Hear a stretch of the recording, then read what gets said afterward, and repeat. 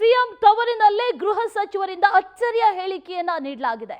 ರಾಜ್ಯ ಸರ್ಕಾರ ಅಲ್ಲಾಡ್ತಾ ಇರುವಂತ ಸೂಚನೆಯನ್ನ ಖುದ್ದು ಗೃಹ ಸಚಿವರೇ ಕೊಟ್ರ ಅನ್ನುವಂತ ಪ್ರಶ್ನೆ ಅವರದ್ದೇ ಸ್ಟೇಟ್ಮೆಂಟ್ ಅಂತ ಈಗ ಉಂಟಾಗ್ತಾ ಇದೆ.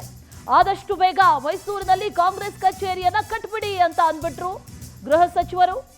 ಮುಂದೆ ಏನಾಗುತ್ತೋ ಏನೋ ಯಾರಿಗೂ ಗೊತ್ತಿಲ್ಲ.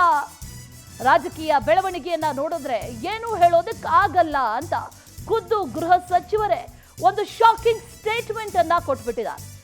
ನಮ್ಮ ಸರ್ಕಾರ ಇರೋವಾಗಲೇ ಶಂಕುಸ್ಥಾಪನೆಯನ್ನ ನೆರವೇರಿಸಿ ಮೈಸೂರಿನಲ್ಲಿ ಗೃಹ ಸಚಿವರಾದಂತಹ ಡಾಕ್ಟರ್ ಜಿ ಪರಮೇಶ್ವರ್ ಈ ಶಾಕಿಂಗ್ ಸ್ಟೇಟ್ಮೆಂಟ್ ಅನ್ನ ಕೊಟ್ಟಿರೋದು. ಹಾಗಾಗಿ ಸಾಕಷ್ಟು ಪ್ರಶ್ನೆಗಳು ಅನುಮಾನಗಳು ಕೂಡ ಕಾಡ್ತಾ ಇದೆ.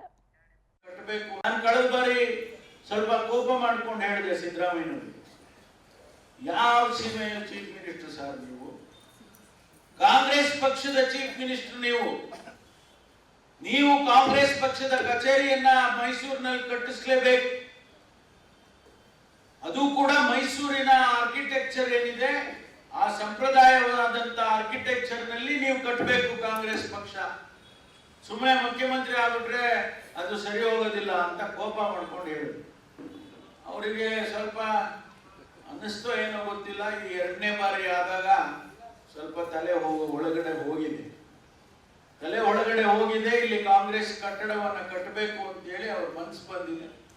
15 ಕೋಟಿ ರೂಪಾಯಿಗೆ ಕಾಂಗ್ರೆಸ್ ಪಕ್ಷದ ಕಟ್ಟಡ ನೀವು ಮಾಡಬೇಕು ಅಂತ ಹೊರಟಿದ್ದೀರಲ್ಲ, ಇದಕ್ಕೂ ನಿಮಗೆ ಅಭಿನಂದನೆಯನ್ನ ಹೇಳ್ತೇನೆ. ಆದಷ್ಟು ಶೀಘ್ರವಾಗಿ ಫೌಂಡೇಶನ್ ಹಾಕ್ಬಿಡಿ.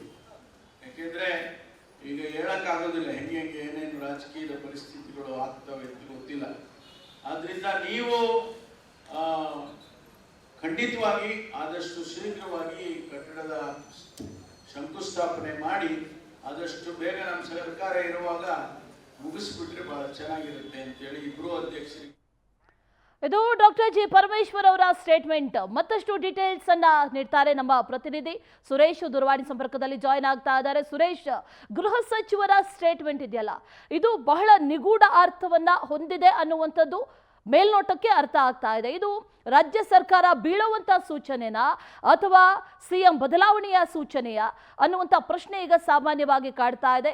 ಡೀಟೇಲ್ಸ್ ಏನಿದೆ ಸುರೇಶ್?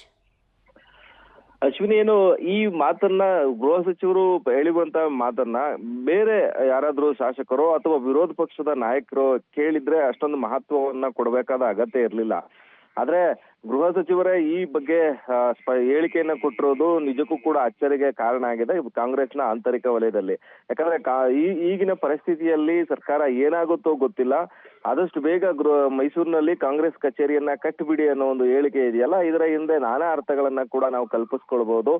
ಮೂಡಾ ಕೇಸ್ನಲ್ಲಿ ಇಡಿ ಎಂಟರ್ ಆಗುತ್ತೆ, ಸಿದ್ದರಾಮಯ್ಯ ಅವರು ಇಡಿ ವಿಚಾರಣೆಯನ್ನ ಎದುರಿಸ್ತಾರೆ, ಆಗ ಸಿದ್ದರಾಮಯ್ಯ ಅವರನ್ನ ಕೆಳಗಿಳಿಸ್ತಾರೆ, ಮುಖ್ಯಮಂತ್ರಿ ಬದಲಾವಣೆಯ ವಿಚಾರ ಮುನ್ನೆಲೆಗೆ ಬಂದಿದೆ ಅನ್ನೋದು ಸಾಕಷ್ಟು ಚರ್ಚೆಗೆ ಗ್ರಾಸವಾದಂತಹ ವಿಚಾರ. ಇದರ ನಡುವೆ ಮೈಸೂರಿನಲ್ಲಿ ಪರಮೇಶ್ವರ್ ಅವರು ಹೇಳಿರುವ ಹೇಳಿಕೆ ಕೂಡ ಏನು ಸರ್ಕಾರ ಏನು ಚೇಂಜ್ ಆಗುತ್ತಾ, ಸರ್ಕಾರವನ್ನ ಕೆಡೋದಕ್ಕೆ ಈಗೇನು ರವಿಕುಮಾರ್ ಹೇಳಿರುವ ರೀತಿಯಲ್ಲಿ 100 ಕೋಟಿ ಬಾಂಬೆನವರು ಹಾಕಿರುವಂತಹ ಸಂದರ್ಭದಲ್ಲೇ ಈ ರೀತಿಯ ಶಾಕಿಂಗ್ ಹೇಳಿಕೆ ನಿಜಕ್ಕೂ ಕೂಡ ಅಚ್ಚರಿಗೆ ಕಾರಣ ಆಗಿದೆ. ಆಂತರಿಕ ವಲಯದಲ್ಲಿ ರಾಜ್ಯ ಸರ್ಕಾರ ಶೇಕ್ ಆಗ್ತಾ ಇದೆಯಾ, ಅಭದ್ರತೆ ಕಾಡ್ತಾ ಇದೆಯಾ? 130 ಶಾಸಕರನ್ನ ಹೊಂದಿದ್ರು ಕೂಡ ಅಭದ್ರತೆಯಲ್ಲಿ ಕಾಂಗ್ರೆಸ್ನ ಗೃಹ ಸಚಿವರೇ ಇದ್ದಾರಾ ಅನ್ನೋದು ಕೂಡ ಸಾಕಷ್ಟು ಕುತೂಹಲಕ್ಕೆ ಕಾರಣ ಆಗಿರುವಂತದ್ದು. ಸ್ವತಃ ಮೈಸೂರಿನ ಸಿಎಂ ಸಿದ್ದರಾಮಯ್ಯ ಅವರ ತವರಿನಲ್ಲಿಯೇ ಈ ಹೇಳಿಕೆಯನ್ನ ಕೊಟ್ಟಿರೋದು ನಿಜಕ್ಕೂ ಕೂಡ ಅಚ್ಚರಿಗೆ ಕಾರಣ ಆಗಿರುವಂತದ್ದು. ಕಾಂಗ್ರೆಸ್ ಕಚೇರಿಯನ್ನ ಸಿದ್ದರಾಮಯ್ಯ ಅವರು ಮುಖ್ಯಮಂತ್ರಿ ಆಗಿರುವಾಗಲೇ ಉದ್ಘಾಟನೆಯನ್ನ ಮಾಡಬೇಕು ಅನ್ನೋ ಒಂದು ಅರ್ಥದಲ್ಲಿ ಯಾವಾಗ ಬದಲಾವಣೆ ಆಗುತ್ತೋ ಈತಿನ ರಾಜಕೀಯ ಪರಿಸ್ಥಿತಿಯಲ್ಲಿ ಅನ್ನೋ ಒಂದು ಉದ್ದೇಶವನ್ನ ಇಟ್ಕೊಂಡು ಈ ಹೇಳಿಕೆಯನ್ನ ಕೊಟ್ಟಿರೋದು ನಿಜಕ್ಕೂ ಕೂಡ ಕಾಂಗ್ರೆಸ್ನ ಆಂತರಿಕ ವಲಯದಲ್ಲಿ ಒಂದಷ್ಟು ತಳಮಳಕ್ಕೆ ಕಾರಣ ಆಗಿದೆ. Ashwini. Okay Suresh, thank you ಡೀಟೇಲ್ಸ್ಗೆ.